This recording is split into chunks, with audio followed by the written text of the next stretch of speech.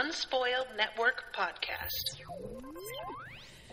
This is Spoil Me, covering Red Rising, Book 2, Golden Sun, Chapters 35, 36, 37, and 38. Tea Time, Lord of War, War, and the Iron Rain. In these chapters, well, we dealt with plenty a lot faster than I thought we were going to.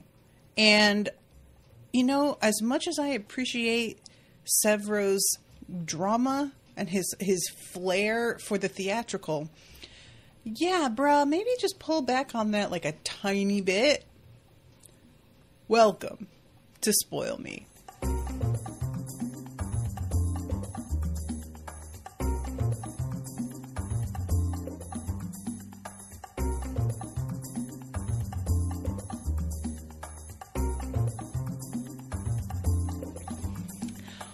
Welcome to the show, everyone. I am Natasha. Thank you very much to Alex for commissioning this episode.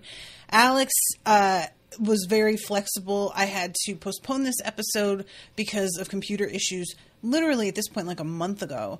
And I thought that I could make it up right away, and it just wasn't possible. And Alex just basically let me be like, I'm going to make it up when I can. Just, you know. So this day worked out really well, and tomorrow, everybody, is a leap day. It's going to be February 29th. So way back, I took that day off. And originally I was like, oh, I'll make it up on that day since normally I record Thursday, but I took the day off. And then I was like, no, you know what? I want leap day off. It's a special day once every 4 years. I want it to be like a freebie, you know? So I decided to make it up the day before instead. And I hope that everybody out there who, is probably listening to this long after the leap day has passed, that you took that day to do something a little bit interesting. You know, maybe not super special, maybe you didn't take a leap, but maybe you just did something fun, and I hope you did. So, these chapters, I mean, this book is just Darrow telling everybody who has done him wrong, you really thought, over and over and over again. And, like, it's not like he never comes out the loser, because he fucks up. Things, don't go his way. People betray him. But he is building a legend for himself that, frankly, is... the only thing that I am worried about is how he will be a target because of the legend surrounding him. There is a point where he and Sevro are talking, and Sevro is like, low-key, you don't really need Augustus, actually, anymore. And he's been insisting I need him for the legitimacy of the look of the thing, and Sevro's like, nah, though, no. You think that, but you're not thinking big enough in terms of the way people are perceiving you at this point. And I have such mixed feelings because I think Sevro may be right. But Darrow has been often smart in moving with like a little bit more restraint in certain ways. And God knows, putting Darrow and restraint in the same sentence does not sound real. But you know what I mean. Like he is very considered in the way he moves. And so normally I sort of take it for granted that if he thinks something is a good idea, that it's probably a good idea. But here I sort of felt like, is it possible that you underestimate the impact that you are having, like, culturally at this point? Because I think maybe he is. We'll get there, though. Let me just back up a little bit. So, we start off 35 tea time, and they are still on that ship that is coming in, like, carrying supplies and whatnot, and they're hidden amongst everything, and then just come on in, and it is so funny because nary a soul on this ship decides to do anything to stop them.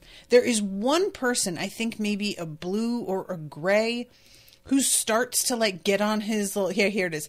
A copper sees us and makes a deal of playing with his data pad. Ragnar slips up to him, touches his shoulder hard enough to push the man to his knees. No. So that's like the only person who attempted to do anything. They managed to like get into the main part of the ship without a single shot fired, without even having to like throw a punch, nothing.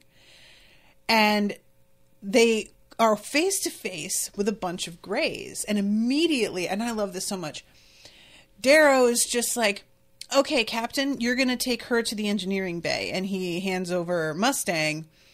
And the Grey, who is meant to be security, just salutes and is like, aye, new Captain. Like, the level to which Darrow has made it clear, one, I am not here to play. Two, we have what we need to make this a real bad day for you. Three, if you want to cause a ruckus, be my guest. Like, just, we're prepared, you can. But, you know, and also four, and to a degree, like maybe the most important, I am in charge. Even if you work for somebody else, just be under no illusions that I am still in charge of you. Which is really, like, I don't feel like big dick energy is enough to describe that kind of command and assurance. It's like just so inadequate. Big planet energy. Something more galactic, you know? So this is, he salutes. His confused men fall in behind Mustang and the Telemonuses as they head off at a trot. The ship alarm begins to wail. And this is when they start to like put things together so that they're going to go through the floor. And it's a wild, because like what they're doing, they're using something to sort of melt through. But here goes the release of everybody from the brig. That's the first spot that they head to. And one of the people is, let's see, here it is. Thank the Reapers, Severo says to each, repeating it 4 times to a towering old peerless woman, till she finally realizes she's not getting out till she plays his little game. They each roll their eyes and say thank you. What a good, abnormally tall and decrepit peerless you are. Lorne, I found a possible bedmate. Severo, for Christ's sake. And at this point, there's this, like, he keeps trying to toy with the jackal who doesn't want to play. And behind Severo's back, Darrow just gives him the answer to the... I love that it's like the riddle is, what do I have in my pocket? Calling back to, like, The Hobbit. But he just tells him, like, behind Severo's back, points to his eye. And Jackal just says, an eyeball. But it's funny because Severo reacts like, somebody told you, who gave you the answer? But also, like, a second before that, he says something about how, what do I spy with my little eye? Wait, I have 2 again. So you did sort of give him a hint, even if you didn't realize it. And Roque is sort of like losing patience with everybody. You guys, I'm genuinely concerned. This delay in Darrow patching things up with Roque is getting to a point now where I'm starting to feel like it's a little manufactured. Darrow has had enough time to pull a lot of different folks aside and have conversations. And he just isn't making that time, despite over and over again acknowledging that it's important and that he needs to do it with Roque. And I'm starting to feel a bit impatient with the writer, Because if it weren't for the fact that he had had one-on-ones with a lot of people, maybe I could buy that there has simply not been time. But it doesn't ring true. He has been able to talk to several people, and I get that, like, you're feeling like you really need Ragnar right now, but Ragnar is already extremely loyal, even if he doesn't know the truth about who you are. You don't actually need that. There's no urgent requirement that he understand everything about your mission at this exact moment. He would still do what he fucking needs to do. Roque, on the other hand, is somebody who I think is balanced more on a knife's edge. And I am really wondering if Darrow isn't just taking it for granted that, yeah, he's mad at me, but he would never, like, betray us. Roque says something, like, earlier when they're talking about Victra in the last section and whether or not she's on their side. And he says, like, my family aren't from pure noble stock either, but none of you are doubting my loyalty. And I thought it was interesting that he doesn't actually say, my loyalty is without question. He says, I don't think any of you are doubting it, which is a very different thing to say. And so I, combined with the fact that, like, later on, he gives Darrow a kiss on each cheek. And Darrow's, the kiss on each cheek is like, it just feels like, I know it's meant to be a representation of just like, I'm giving you sort of a blessing for luck, but it felt like a goodbye. There was something about it that was, you know, like I kept thinking about like Judas going up and kissing Christ, granted on the mouth, because I think Judas was a little bit salty, but you know, whatever. So anyway, I'm just genuinely worried about whether or not there's something more going on with Roque than Darrow appreciates. And if there is, that it's going to feel contrived to me, because it seemed like there were a lot of opportunities for him to address it, and he didn't. But anyway, moving on. And there's a moment here where the way that Darrow and the Jackal talk about what's happening and how he has this rapport with the Jackal. He can see on Roque's face that he is really irritated to find out that there is this kind of camaraderie between Darrow and the Jackal that even Roque doesn't have, despite the fact that Jackal was seen as like an outright enemy not very long ago. And he says, yet another thing I've never told him, the gulf grows, you know, and there just keeps being like comments like this that indicate what Roque feels isn't going unnoticed. It's not like Darrow isn't seeing the reactions that Roque is having, but he just keeps not doing anything about it. And that's what is more irritating than anything. If it simply weren't mentioned, I could let myself believe that something's going on that Darrow's simply not noticing. But it seems like he is noticing. And part of me is like, is he setting him up? Is he testing him? Like, is that what's happening here? I don't get it. So this is the point where Severo gets on the comms and he starts singing the song to Pliny. If your heart beats like a drum and your legs a little wet, it's 'cause the reapers come to collect a little debt. And apparently he just sings this 3 times until Ragnar throws a table into the console to destroy it, very, very nearly hitting Severo, who is extremely mad that this dude is like, you know, disrespecting him. First of all, everybody thanks you, Ragnar, for your service, because that was painful. I have no problem with theatricality. You guys know I am a performer at heart. I love some drama. I am a fan. But you have got to make it a bit more intimidating than a rhyming song about how you're pissing your pants. Come now. And not only is that all he's got, but then he just repeats that one verse 3 times. You couldn't even, like, come up with another verse, bro? Come on. Come now. That's all I would have been doing. If I knew I was going to be doing, like, a little song, I'd have spent the entire, like, trip just rehearsing, figuring it out, workshopping it. But anyway,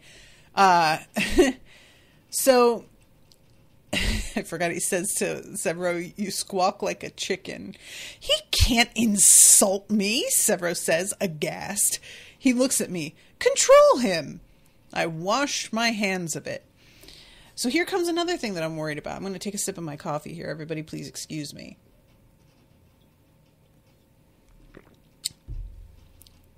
We know, and I already said this before, that there is some concern about Darrow's image and whether or not he seems like he may be a Democrat based on the way he is dealing with low colors.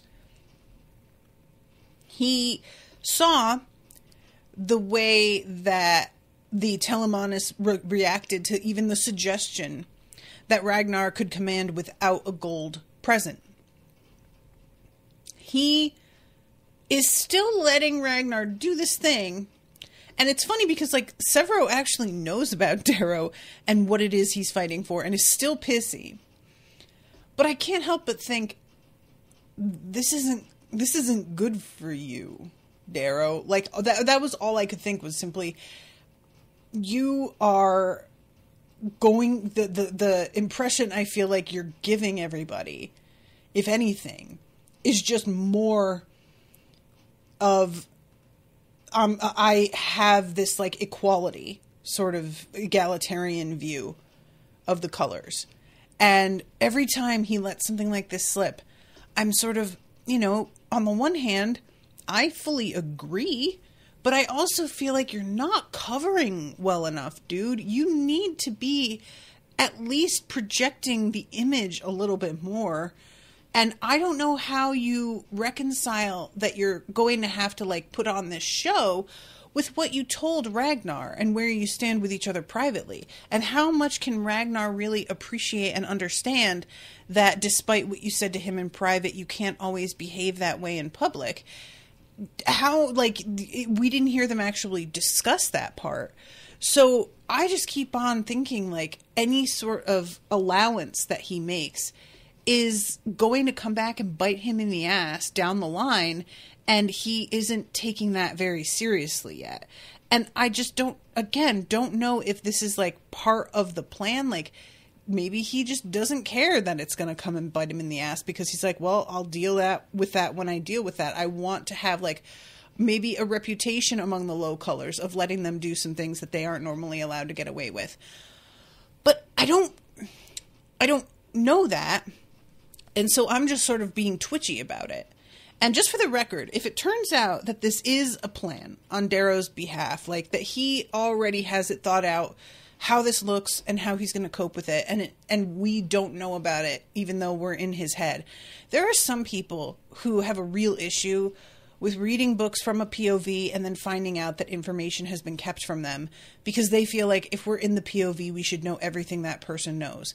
I am not one of those people. I have no problem with being in a POV and then finding out they have info they didn't share with me. I think that is good storytelling, and it can be done in a very clumsy way, but I have no issue with that as a trope.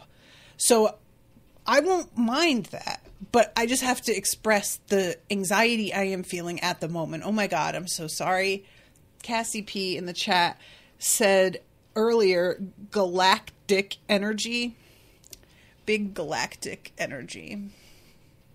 Cassie, I'm going to ban you in a second. Hold on. Let me ban you. Just kidding. That is both something that I feel angry I didn't think of, and also so terrible. Oh God. Okay. So, may I suggest something? Lorne says. And he says, serious faces, everyone. Prime it, I tell Mustang. Momentum is everything to a helldiver, to military endeavors, to life. keep moving and dare someone to get in your path. You know what I said earlier? Lorne asks me. About tact? I ask. He grins evilly behind his beard. Slag tact. Terrify them. So this is when they drill through the floor and it begins to sag. And eventually they just fall through. It slams into the middle of Augustus' great wooden table, sheaving through and impacting like a meteor into the marble floor, still melting. I cut the power cable with my razor and rise amid the smoke and steam and leaping flames as the table catches fire. I mean, come on. I'm so angry because this is so over-the-top anime badass that I want to hate it. But how can I hate it? I just can't. It's just such a badass moment. It just is. So, everybody is staring at him. Pliny is sitting at the fucking head of the table and his face is going pale. And Darrow announces, I've come for Pliny. And walks towards him as people are like, you said he was dead. Well, Lorne, now Arcos is here. And eventually, Pliny is trying to say they are the ones that betrayed the arch-governor. Mustang says the Reaper is not dead, nor am I, nor is my brother, and we have come to reclaim what belongs to our father. So what I thought had happened, and evidently isn't correct, I thought Pliny had staged a coup and was like, hey, Sovereign, don't worry, I have your back. This dude was about to commit treason, but this was the attack that was going to happen. I took him and his family down, and I'm holding them hostage, but know that I was the one who remained loyal out of all of them. And now it's looking like what he said, what he's claiming is that they all died. And I don't know if they know that Augustus is still alive or if he was just Augustus is alive and all his family died. But the fact that he's trying to say they are the ones that betrayed the arch-governor.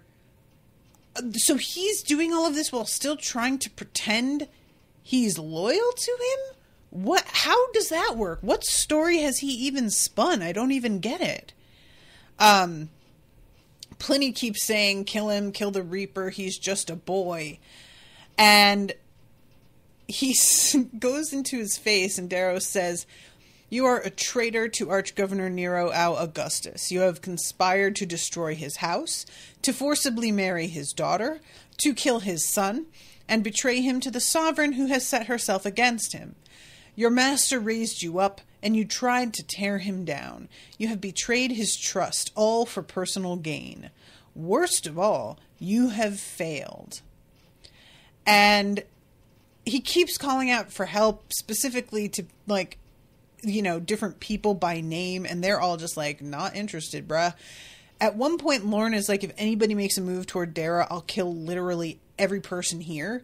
And some guy attempts to come at Darrow, and another one of the enemy kills that guy instantly and looks up at Lorne like shit. And Lorne's like, well, I said don't get within 3 yards, and he got within 2.5. So I'm not going to kill everybody, but that was very close, and you're going to want to be a little bit tighter on this. And Pliny eventually just says, you're supposed to be dead. Aja said she would kill you. And fucking Darrow. And who do you know that can kill me? And at first I was like, wow, that's a fucking bold claim. But then he says, the Jackal failed. Antonio Aus Severus Julii failed. Proctor's Apollo and Jupiter failed. Cassius Albellona failed. Carnus failed. Cagni failed. Aja Algrimus and her Praetorians failed. And in his head, the Hangmen failed. The Mines and Pit Vipers failed. And I was like, oh, you know what? I just wasn't keeping count of just how many times people had tried to explicitly end his life. It's been many.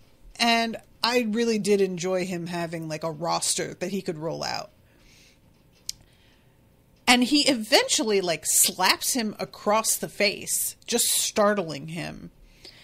And he seizes him by the hand and just lifts him into the air, holds out his ring, and Pliny kisses it.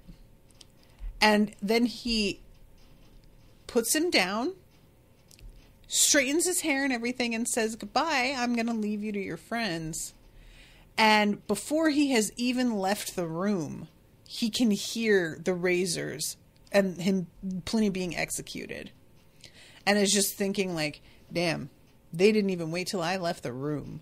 And I was like, honestly, dude, the way you showed up in here, I wouldn't want you to not be around when I did it either. I would want you to see that I was carrying out your instructions. So I would explicitly want to do it before you left the room.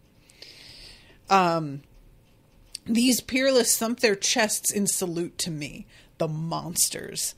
They go with the wind, chasing power, but they don't realize power doesn't shift. Power is resolute. It is the mountain, not the wind. To shift so easily is to lose trust, and trust is what has kept me alive. It's sort of interesting because, like, I think I get what he's saying here, but then I also think about in Song of Ice and Fire, there's a riddle that Varys tells, I think, Tyrion. And he's like, you know, there are various men and they each are trying to convince a sellsword to do something. And offer him like money and lands and power and whatever. Which of them has the most power in the moment? And the answer to the riddle is power lies where men think it lies.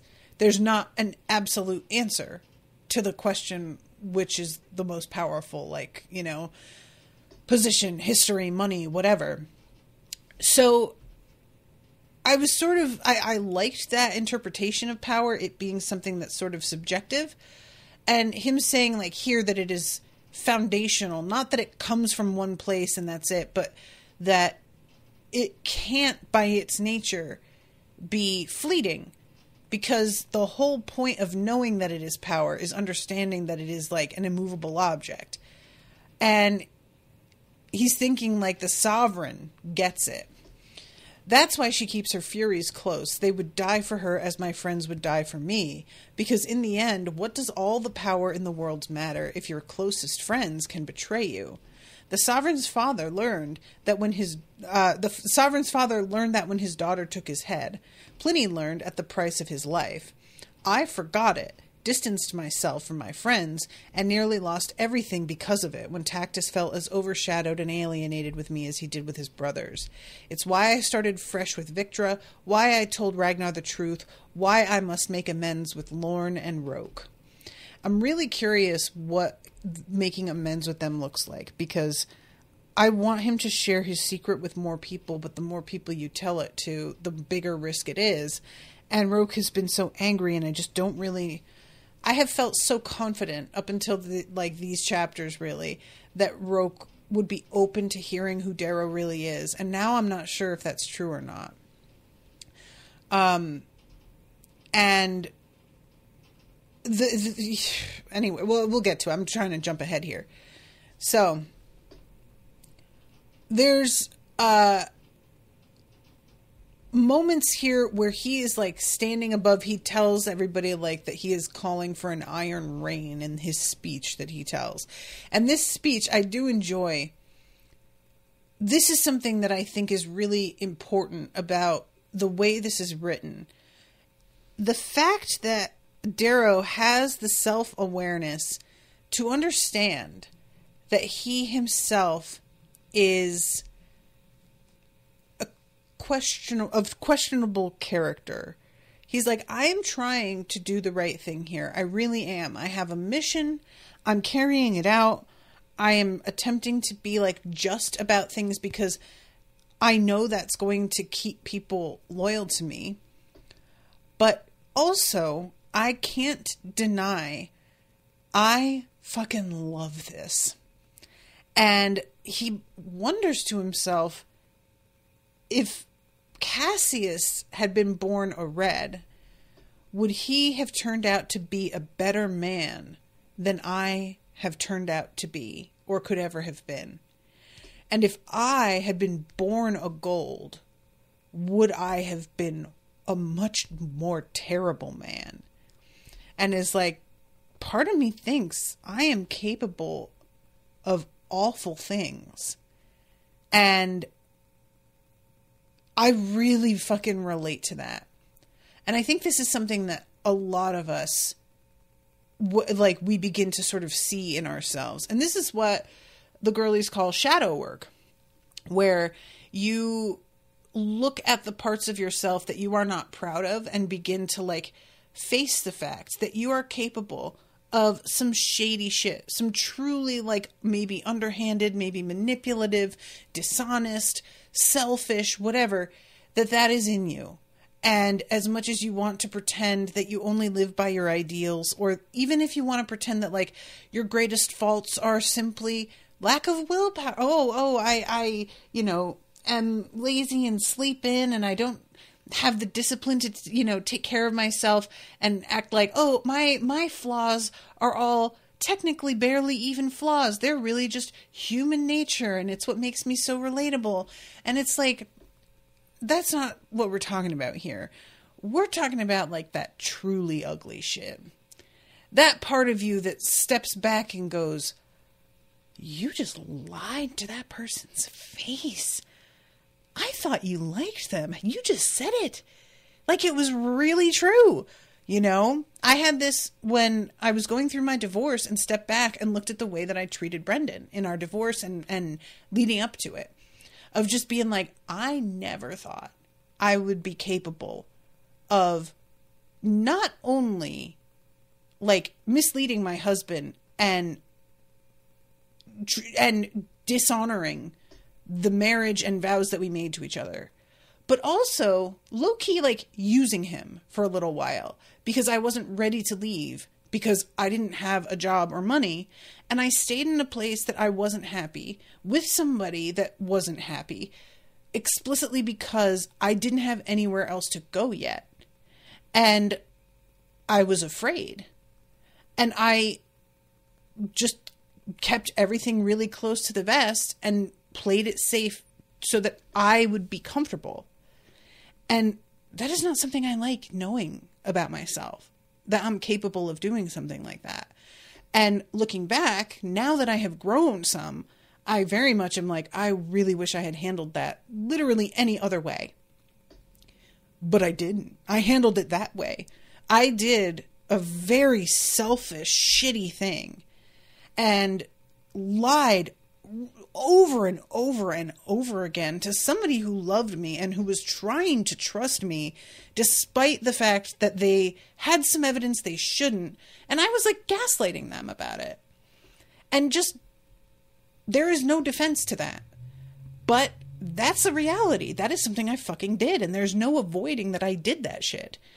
And so I find it really like troubling when there are people out there who can't see their own actions for what they are, because that kind of ugliness lives in all of us. We are all capable of different kinds of deeply either like hate fueled or fear fueled, or mostly fear fueled, honestly. Because for me with Brendan, it was fear, because I was so used to being in living unstable lives. I had so many places that I lived that things fell apart, and I was desperately trying to hold on to a semblance of stability even while the relationship fell apart. And I was afraid to lose that. And really what it is for all of us, when you get down to our worst actions and the things that we did that we are the most ashamed of, if you get to the heart of it, it often does just come from fundamental fears that we have about being unlovable, about we never feel like we're going to have enough, or never feeling like we will be enough, be good enough, or prove ourselves the way we want to, or be seen for who we really are. And I really love the fact that being gold has shown Darrow both like great things that he's capable of, but also with access to this kind of power and these resources, what he could have been capable of if circumstances had been at all different, and how that kind of scares him. And I consider this a lot because I have many sort of lines in the sand for myself as far as lines I don't want to cross regarding self-promotion or topics that I will not compromise on. But I have thought a lot about the fact that like I have managed to make a living on my podcast despite not having nearly the size of listenership that a lot of people have. And yet they're not making the same money. And that is because I am able to motivate people to be really loyal and want to hear more. And I produce so much content. But if I didn't have any of the principles that I do regarding certain things, I could probably be making a fortune.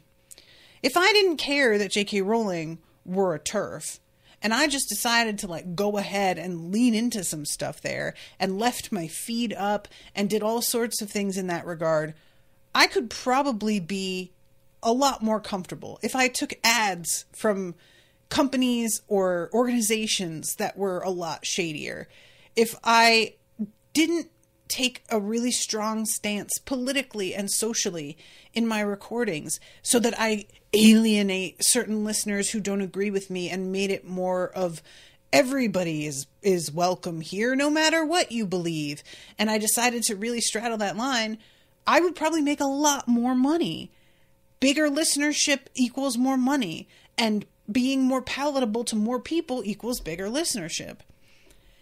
And I can't do it, you guys. I fucking can't live with myself doing that. But if that were just a little different, if something about the way I was raised or the way that I have experienced hardship were more acute, and any little thing that could cause me to sort of compromise on that more, how different things could be, and what a different type of person I would wind up being. And that's something I have to like really tell myself a lot, is even when I'm struggling financially, is like, yeah, but I'm like living according to what I want to be living. And that is something a lot of people don't get to do. You know, it's just, I'm not even trying to say that I'm so principled. I'm really lucky and privileged to have a job where I get to determine that. Most people don't. And so I'm trying to take advantage of the fact that I'm in this position because, you know, like I don't really have an excuse to do that except for I want money, versus somebody who's like in a job that they need and being told to do something. So anyway, I just, this whole like line of thought that he goes down, and considering how things could have been, I just felt really moved by it. And this is what makes me appreciate Darrow as a character and feel like this is the kind of person that you want leading a revolution, who has this kind of like frank, objective look at their own personality, their flaws, their tendencies towards violence, to pridefulness, you know? If pride, my God, y'all, that is a bad one for me. Like, pride is a really difficult one to overcome, and I feel him on that so hard. Alex is saying, very much like a drug we can't get enough of.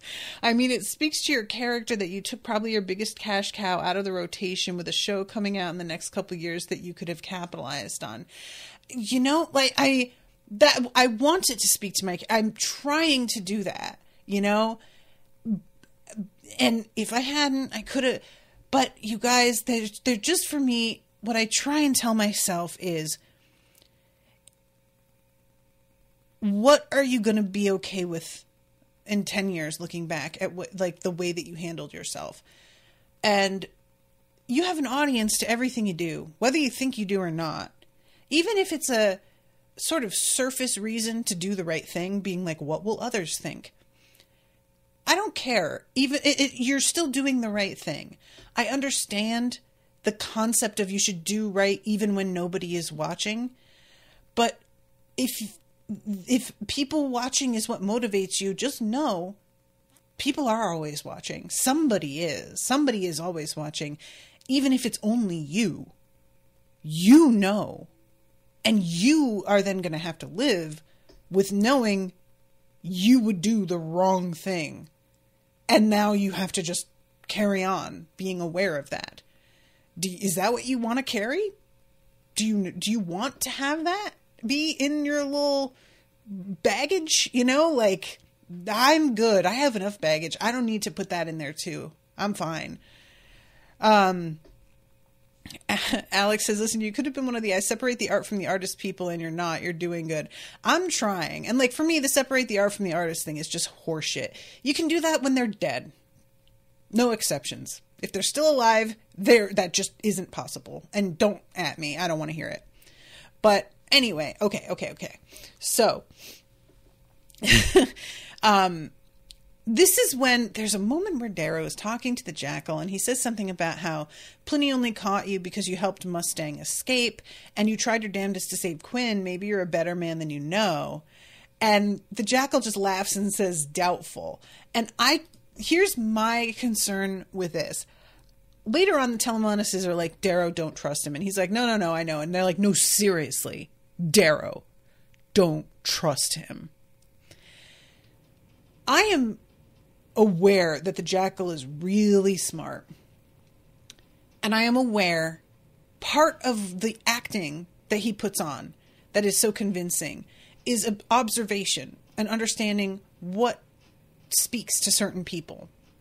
And I am really worried the jackal has begun to understand that Darrow cannot resist the concept of redemption and improvement. And that maybe he's utilizing these like seeming acts of selflessness and good deeds as a means of like getting Darrow thinking maybe he is better, to get him off guard so that Darrow takes a risk and does trust him because he wants to believe the jackal is capable of being better. And I fully respect and agree that most people are capable of being better than they have been. But the jackal is one where he is not right. He's not. That dude's fucked up. And he is an exception. You know, he is a psycho. And we have used that exact word. He is a psychopath.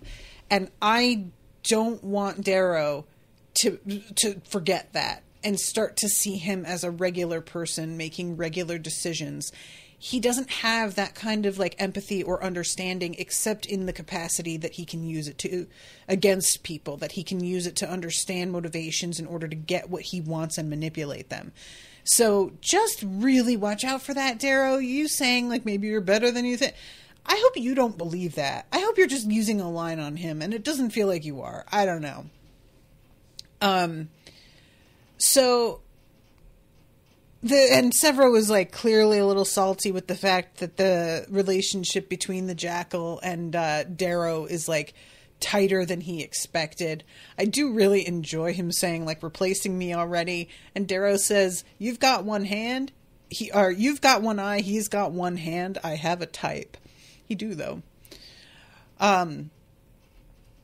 So this is when he makes his big speech.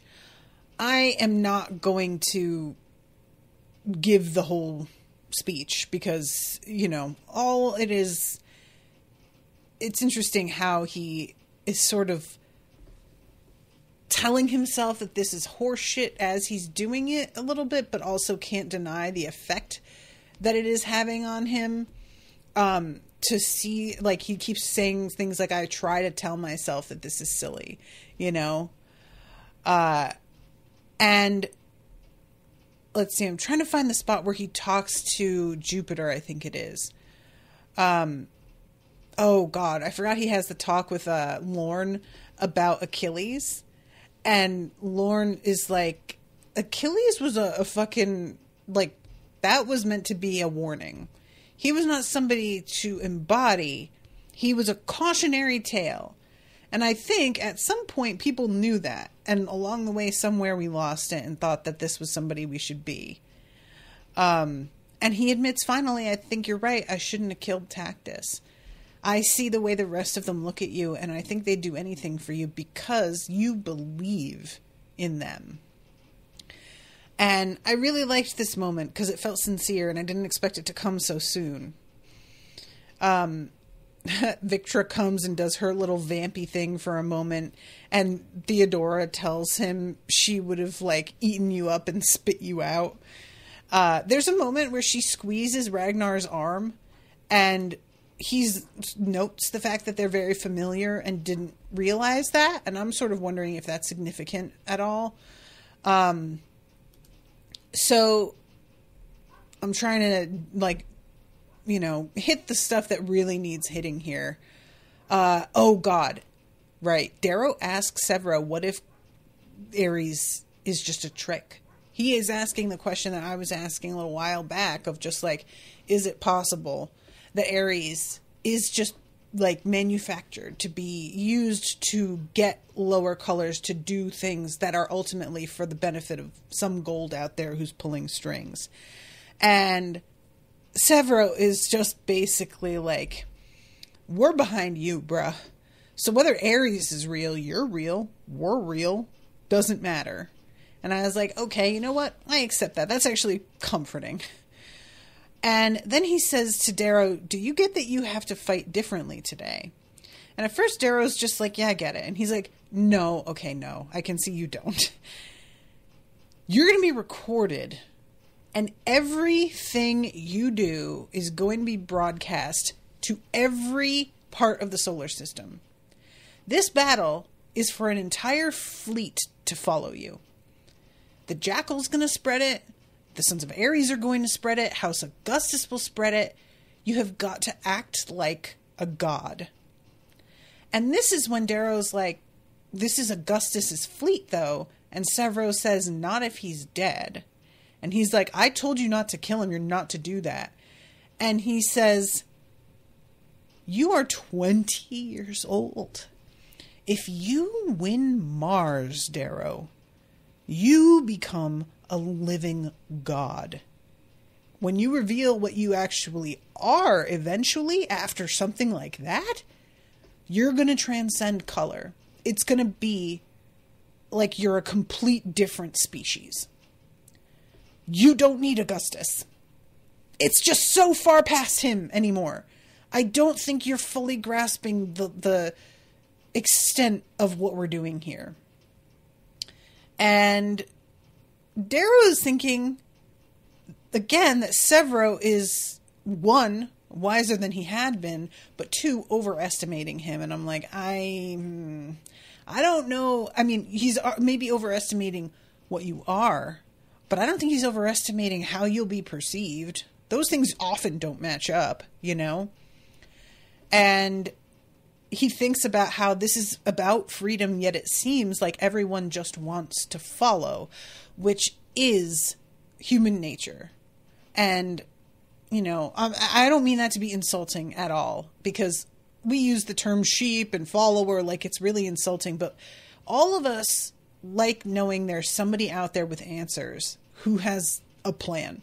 Whether or not it's a deity that we're worshiping, an authority figure that is a parent or someone we work for or a teacher, we all take comfort in thinking somebody knows the truth and what to do. And that's just built in, I think, to like who we are. And I understand being frustrated by that to a degree, wanting everybody to like break out of that. But that's sort of the big ask, isn't it? Learning to separate ourselves, like learning to trust others, but not to like idolize anybody. And we still, to this day, have a real tough time with that. So this is when Proctor Jupiter shows up. And he's wearing his razor in the same fashion and is like, I heard that you were the one who came up with this. I actually really like it. It's very bold. And fucking Severo can't resist, like, poking at him a little bit. He says something about how there are these... I'm trying to find the spot here because there's something eventually that... Oh, here it is. There was a peculiar series of heavy shuttles that landed last night. I wave a hand, ignoring the mention of the shuttles. He squints at me, but I tell him to shut up and get behind me as I meet Mustang and her entourage. I think that's about the Sovereign being here, and that Darrow is just not wanting to give away that he knows that she is here yet. So, anyway, all right. Mustang has a moment with him where she admits that she's sort of worried about him. And she says, and also worried about my father. What if they kill him? And he's like, he's way too important. He won't die. And they almost have a moment, but she cuts it short because she's clearly lost a lot of patience with him. And she just walks away and starts to command her men. So this is when they are being like shot down to the planet, the Iron Rain, which is, or not to the planet, to the ships, I think, right? This, again, we have like a lot of people who are vomiting and stuff. Like, he is just built different, quite literally. And he is thinking over what he's doing all of this for and trying to keep his mind focused on Io. I love Roque. He says something about how Severo scared the piss out of me. I wasn't looking at what he was wearing. I thought he'd been bitten by a squirrel and contracted rabies. And Severo says, next time I see you, I'm going to bite you. One by one, we say our goodbyes. Before I can stop myself, I hail Mustang's private frequency. It takes her 20 seconds to answer. What is it? Stay alive, I say. You too. She closes the comm link. I've acted this whole time like I know what's coming, like I know what the Iron Rain is, but it looms before me like some dark slavering beast, a mystery. Though I've seen its face, I've seen the virtual reality experientials and HC clips. I know what it is the way a child knows flying from watching a bird. Cassie says you're right to the planet. Okay, that's what I thought. But then I was like, the mention of some of the ships, I was like, wait, maybe some of them are landing there. But yeah, so they get fired out, and it is just harrowing. You know, I'm not even going to get too far into the description of it, but there are so many deaths. They can't control their trajectory. Like, once they're launched, that's it. And Darrow is just realizing as they're flying, and he's seeing so many people get wiped off the map, that he just didn't get it. That he doesn't know what war is, that this is so much more chaotic and so much more like the sheer scale of what it is that he has started. And the number of people that are going to die are just in this moment are more than he has ever known in his life. He is just like, oh my God, I'm out of my depth. I'm a fucking child. This is not, I shouldn't even be doing this. And he's almost like hyperventilating at this point. The planet grows and grows till it is a swollen colossus that consumes my vision. I do not know who is dead, who is alive. My display is too busy. We hit the atmosphere and sound roars back. Halos of color cocoon my trembling form. To my left and right, the falling soldiers look like raging lightning bugs jerked out of some carver's fantasy.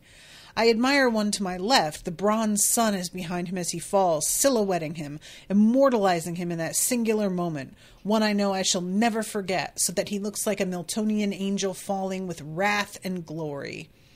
His exoskeleton sheds its friction armor as Lucifer might have shed the feathers of heaven, peeling off, fluttering behind. Then a missile slashes the sky, and high-grade explosives christen him mortal once again. And I was just like, how beautiful a description of somebody dying. A stab of panic goes through me, and I dive through the clouds with the rest of my Legion's vanguard. We streak low over the ocean where 2 water ships spit up fire. War is chaos. It always has been. But technology makes it worse. It changes the fear. At the Institute, I feared men. I feared what Titus and the Jackal could do to me. You see death coming there, and can at least struggle against it. Here, you don't have such luxury. Modern war is fearing the air, the shadows, fearing the silence. Death will come and I won't even see it. And I really felt that. So eventually he slams into a mountain and stands up. Severo opens his helmet and fucking pukes, and a bunch of other people do also. And I love Darrow being like, oh boy, I get it, Lorne. He already felt bad about dragging Lorne into this. And there was a lovely conversation where Lorne is like, I want you to eventually be the man that you want to be. I don't think you're being that guy. You're capable of more. And I want you to be better than the dude who tricked his friend. And this is really like Darrow being like, oh man, I get why you just didn't want any part of this anymore. So I gather Severo to me along with the Howlers. Ragnar, separated from his legion, stands in my shadow. We landed on the day side of the planet. It looks like a meteor shower as the second wave of star shells pierces the atmosphere, leaving trails of black smoke across the fire-scarred blue sky. I call Mustang over the comms. My squad is 300 kilometers from where we need to be. How did that happen? She's 50 kilometers closer to the designated drop zone on some other mountain. Her force is nearer 400 men. Looks like we're the idiots, Severo says. And I just really like that their aim is not as perfect as one might hope, There was just something about that I enjoyed, it being brought down to earth, pun intended, in terms of just, we have tech, we were able to survive this impossible thing, but it's not like pinpoint precision. It's not magic, We press north. I watch the towers fade till they're nothing but glinting metal. Just like after we took Olympus, Severo grins, looking down from a new mountain's peak at the land that lies open before us. Except everyone has grav boots here. And at this point, I loved this so much. A missile slithers out and collapses a rock onto my legs in the explosion, pinning me down. Pebbles and clowns stand over my body, shielding me. One enemy gunship targets us and roars through a cloud. Ragnar, I shout, kill it. And there's something about, he's just acting like it's a fucking bug, like how I am with a moth. And I'm just yelling at Owen, oh my god, kill it, kill it, kill it, kill it. And it turns out his legs are fucking fine. There's a real panic moment here, but it's not a big deal as it turns out. A great lake stretches far to our left, while a dormant volcano, so gradual in its incline that it seems little more than a snow-capped hill, broods to our right.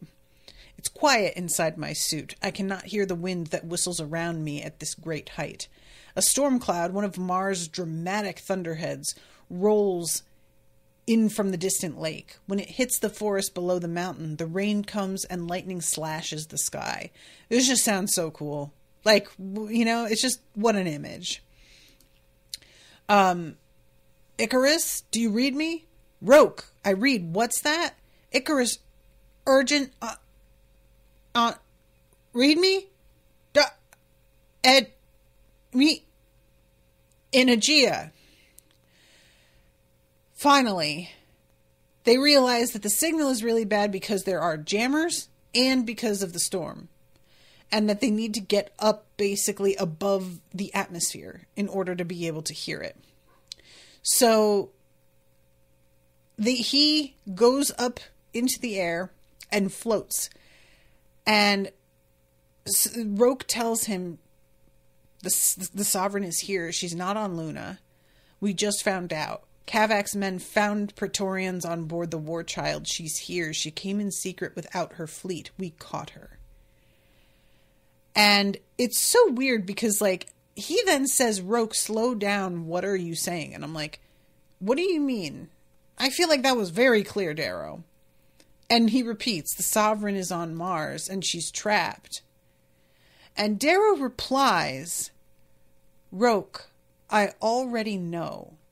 She's why I want Aegea. Darrow, did you have to say it like that? Did you have to say, I already know? I can already predict that Roque is going to be fucking pissy about this. And you know what? I'm not mad at him for that. Keeping yet more shit from him. I don't know how Darrow knew. I'm not sure if, like, because, you know, this whole thing with Roque has gotten worse because of the fact that he let Aja escape. And I've been sort of wondering, like, maybe Aja led him here and he's like, wherever she's going, that's where the Sovereign is. I have a hard time believing there wasn't a way that you could have told Roque that, though. So if you didn't, I've got an issue. And secondly, there is no reason why you have to respond to him telling you something very exciting that is good for your cause with, yeah, I'm aware already. Because once again, you are driving a nail in that coffin of him thinking that he is at all part of the in crowd. You know, he has a moment where he, like, embraces Roque and apologizes, and Roque says, we'll make amends later. And I couldn't help but feel like the fact that he doesn't actually forgive him in that moment and says, we'll make amends later, felt like a threat.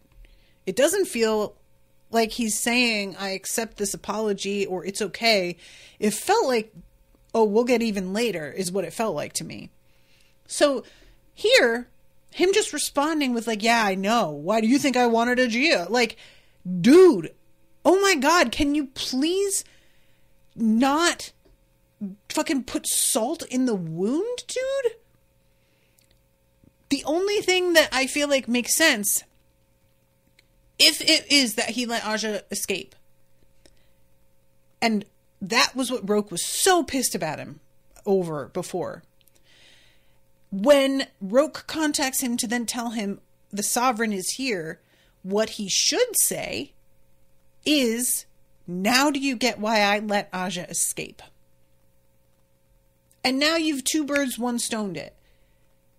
You're like, this is what the point of doing that was. You were mad about that, but I'm hoping you see why I did it now. The only thing is, once again, it just feels like he could have told Roque. What, like the plan with letting Aja escape. I just do not believe that you can have a one-on-one conversation with Ragnar and you can't have a one-on-one with Roque and tell him what it is that you're trying to do here. I don't buy it. So all I can assume is that Darrow is purposely trying to fuck with him. And I don't think that's what's happening either. So I'm not understanding it. So I'm just deeply frustrated because it was so tactless, but, like, saying the word tact makes it sound much more petty. It felt like a strategically poor move. And I really expected more of you, Darrow. And I hope that something makes sense soon about why you've been handling things this way. Because as of right now, it feels totally illogical. I'm not getting it. Cassie says, so true. Could have just said, what? No way. Give me all the intel. Good thing we're here already. Right? Like, you know, or even if you don't want to lie and act like you didn't know, be like, just wait and tell him I knew later in private when you're having, like, the big conversation, and be like, now at this moment when he's telling you this, all right, well, we've got to do blank, blank, blank. Don't address that, you know, until you have a chance to explain it. But it feels like he's making a fool of him. You know, I really hate this. It made me very upset because Darrow's been, like, doing so well with everybody but Roque. And it feels almost on purpose at this point. Like, I keep wanting to be irritated with how impatient Roque is being. And then every chapter that passes, I'm more and more on his side. And like, Darrow, what are you doing? So anyway, we will see. But I'm going to have to wrap this one up for now. I am very excited to read more and see what the deal is there. Thank you guys again for hanging out with me. Really appreciate you all. Thank you, Alex, for being flexible on when I could record this. Hope everybody listening is enjoying the coverage. And until next time, toodaloo, motherfuckers.